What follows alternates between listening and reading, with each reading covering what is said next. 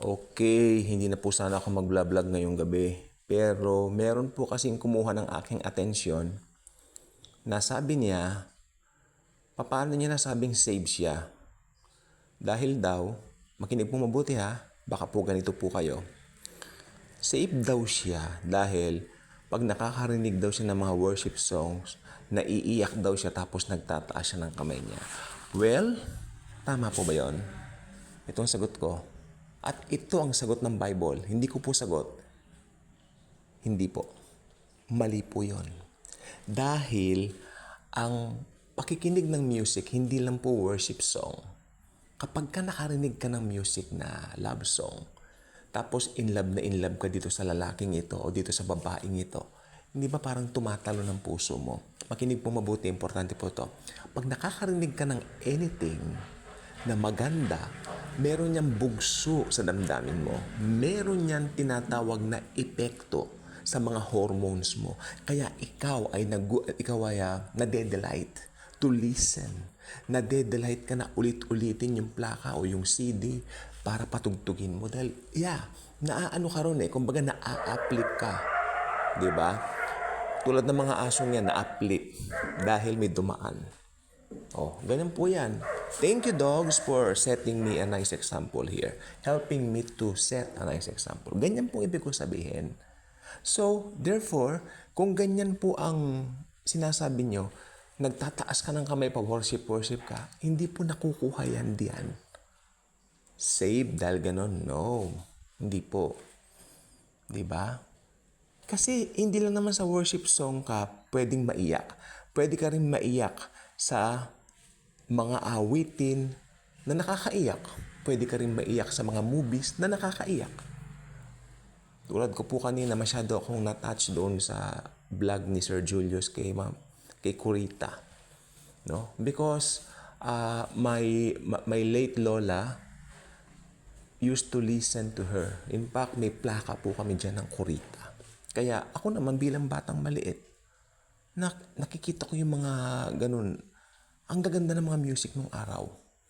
No? Meron din kaming asin. Ang guest kanina roon ni Sir Julius Babaw, si Lolita Carbon ng asin. O yun. At doon sa vlog sinabi, pag itong si Miss Corita daw ay nakakarinig ng mga luma niyang awitin na tinutugtog, naiiyak siya. Ganyan din po yung sinasabi ko po sa inyo ngayon. Balik tayo sa topic natin.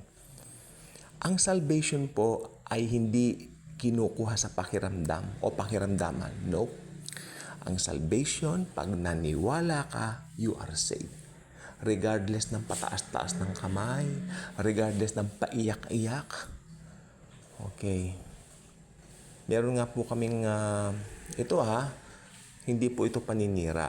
Wag niyo po kung i-accuse na naninira. In the first place, I am not giving names here. I'm just setting a good example in order for you to capture what I intended to say. Okay, ito po ang gusto kong sabihin. Meron po kaming kasama doon sa dating ina-attenan ko na institutional church. Ang sama ng ugali. Diretso po ako magsalita. Ang sama ng ugali. Actually, kasama namin ito dati doon sa aming networking Ito pong taong ito, talagang sinusulot niya yung mga buyers ng ibang mga clients o ng mga ibang kasamahan namin. To the point na nagagalit na sa kanya karamihan.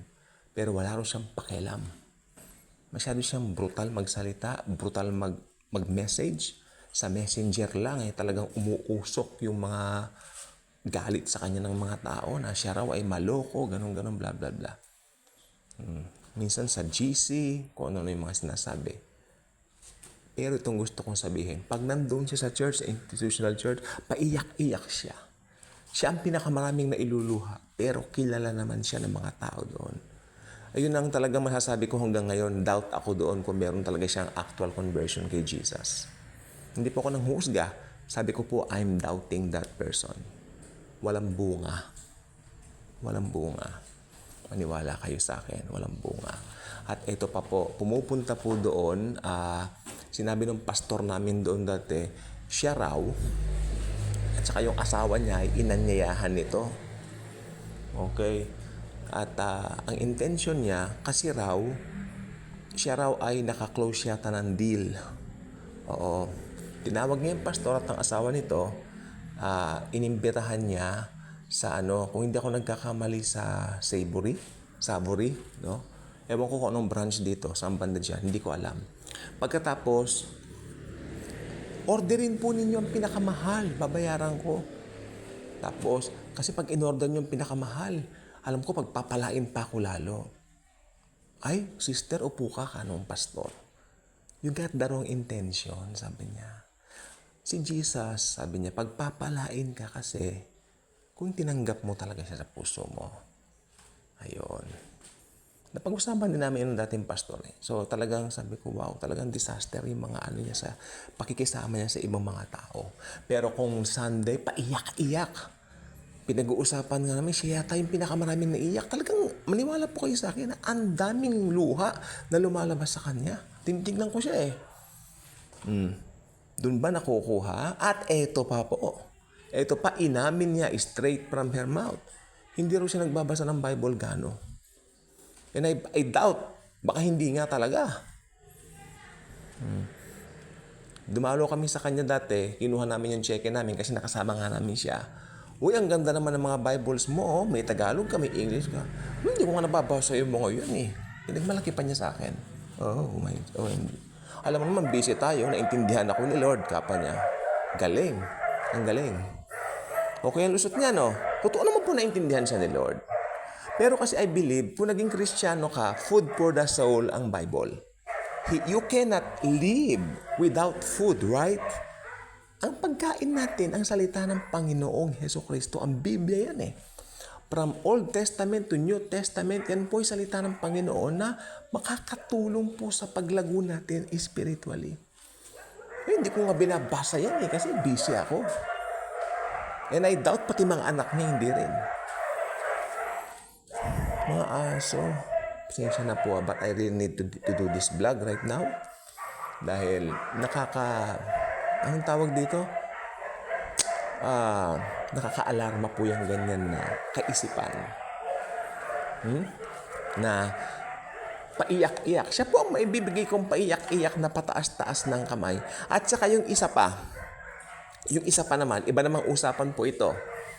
Ano naman po rito, medyo may edad na rin po sa pananampalataya. Nung ipinasok po kasi yung aral ng Pure Grace o ng Full Grace Ministry talaga na, ito po yung nagque-question ng marami sa bakit sa grace. Ibig sabihin, aabuso na raw ba sa kasalanan? Ganon. Tapos nung nakasakay kami minsan sa kotse, nagdadrive yung isang brother namin, nasa car kami, nasa kotse kami. Sabi niya ganyan, ako, pinagmamalaki nung sister neto, ako, maski may pure grace pa na yan, basta ako nagmamakaawa pa rin akong patawarin ako sa Panginoon. Gusto ko pa rin yung talaga naglululuhod ako sa Panginoon. Maski, nasa grace tayo, kanya, pero gusto ko yung nagmamakaawa pa rin ako sa Panginoon. Kanya, alam mo, sabi ko sa isip ko po, Diyos ko, hindi niya alam sinasabi niya. Patawarin mo po siya. Hindi niya alam ang kanyang sinasabi, Lord Jesus. Diba? Bakit po gustong-gusto niyo yung tinanong ko? Siyempre doon yung naiiyak ako eh. Gustong-gusto ko yung naiiyak kanya. At saka dito po sa FB ito pong marami dito. Anong worship song ang naiyak ka? Bakit gustong-gusto mong maiyak? Anong problema? Dahil emotions ang pinagbabasihan nila, hindi yung truth. Magandang maiyak ako, naiyak ka, fine, naiyak ka, pero huwag mong gagamiting sukatan ng salvation yan dahil may kasama kami. Sinasabi ko, ang tawag nga sa kanya ng mga kasama na yan, maldita. Pinakamaldita. Pas paiyak-iyak pag linggo. Walang repentance. Paiyak-iyak. Tapos pag eto pa po, minsan nagkaroon kami ng parang hindi siya interesado sa mga usaping spiritual, parang ganon. Pumupunta lang pala sa church yata para kumuha ng blessing. So hindi, kasi kung i-rate ko siya ngayon, ewan ko lang po kung nagbago na, pero the last time na nakita ko siya, rating her, 1 to 10, kung ligtas siya, I think nasa 8 yung possibility hindi. Yan, coming from me. Kasi bakit nga pa gano'n? Iyak-iyak. Ano pong worship song sa Facebook? Kailan lang na naiyak kayo? Ako yung still ng Hillsong. Alam niyo yung still ng Hillsong? Ganun ba yon? Kailangan ka bang umiyak? Hindi. Magagaya naman kayo dun sa nag-invite sa amin na church na kulto. Kulto talaga to, ha?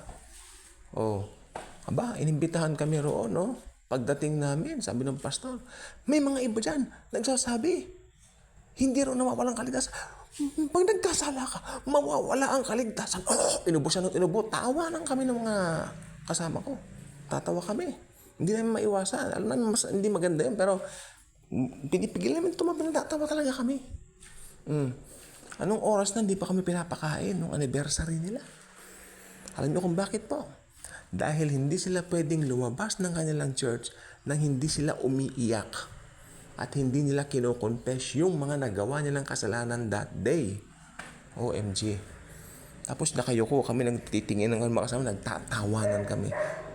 Oh, alam namin hindi kami dapat matawa pero hindi namin mapigilan, tao lang kami.